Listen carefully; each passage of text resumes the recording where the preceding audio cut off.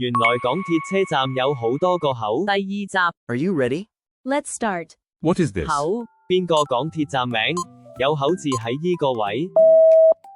一堂有幾多個港鐵站名有依個字？塘、油塘、觀塘、九龍塘、三個二有幾多個港鐵站名有依個字？二、海怡半島、一個三落有幾多個港鐵站名有依個字？落馬洲一個四路有幾多個港鐵站名有依個字？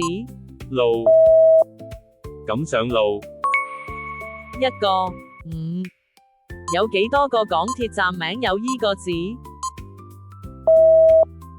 調景嶺、一個